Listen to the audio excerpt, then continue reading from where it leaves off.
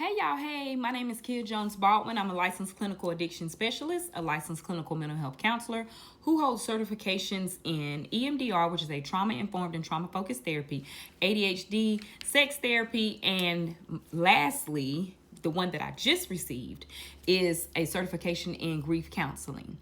The reason why I chose to get my certification in grief counseling is because the traditional way of grief counseling just didn't sit right in my spirit, especially after I experienced such a great loss, which is that of my grandmother who passed away in January of 2024. Now, there's levels to grief, right? I've experienced grief prior to my grandmother passing away, but the grief just looked different, right? It looks different and it hits different. And as humans, we categorize grief when it's no more than just a traumatic event that happened to us. And as a response, we become traumatized, and therefore we just pretty much have PTSD, and the event is the passing of a loved one. Now, looking at the traditional way that people choose to think about grief, denial, anger, bargaining, depression, and then acceptance, the 5 steps of grief. And when you're on the outside looking in, that might seem, okay, well, you're just going to be in denial at first, okay? Because someone just, close to you just passed away.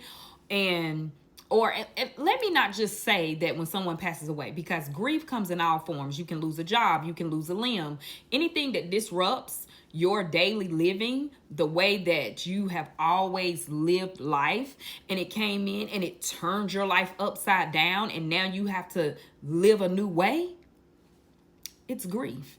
And your brain do not categorize death as the number one end all be all of grief. Okay, we as humans categorize grief like, death is like the top tier grief level, and then if you lose your job, that's just level 1 grief.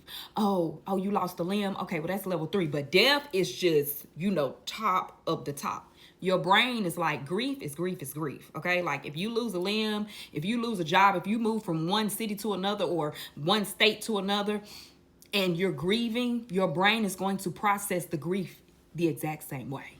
So when we look at the 5 stages of grief, it's not always inclusive of everything that people are going to feel. It's just like a little map of the most common things that people go through when they experience grief. But one thing that I feel like that's left off there is jealousy. And we don't talk enough about that. We don't talk enough about the jealousy that you feel when something is taken away from you, and now you have become traumatized, and you're, dealing with your own emotions of grief. And then you see that thing, or you see a person, or you hear somebody call Granny or Gigi, and then the feelings that you feel, it's like, and then you have to suppress them because why am I punishing my friend because her grandmother is still alive? Or why am I looking all, nasty at this stranger who just said hey to her grandmother? I used to experience this when I miscarried. I used to go out in the community or be at the store, and I would see a pregnant woman, and I would just instantly be like, I wonder how she got that far along, and we have to change our way of thinking, but it's a natural response. And then we feel so bad about it. We feel so bad about it because we know that jealousy is not a good look, okay? But when you change your mindset, you change your life. Grief is just a lifelong journey. It's not always going to be this heavy weight. It's always going to be present, but it's not always going to be a heavy weight. And the reason why I became a grief counselor is to specifically assist people in their grief journey on, another level. Like, we have to stop looking at, you're in denial now. On next step, we have to stop looking at these cookie cutter ways that everybody has always traditionally dealt with grief, because your grief is yours. It's not going to look identical to anyone else. And so we have to stop doing that.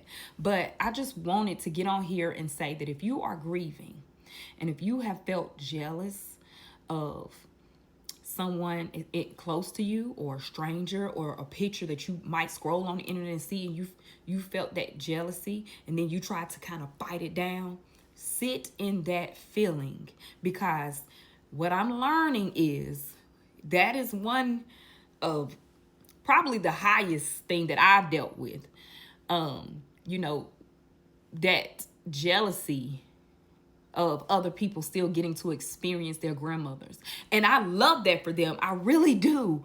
But I miss mine so much, you know? And so we have to be careful to not lose other people in the process. So we have to make sure that we're doing our due diligence and going to therapy and talking through it and sitting in those feelings and not just letting them boil over, so that we can be better humans because of it. Okay? Well, I'm a hold space for those that are grieving today, and I love y'all. Okay? Bye.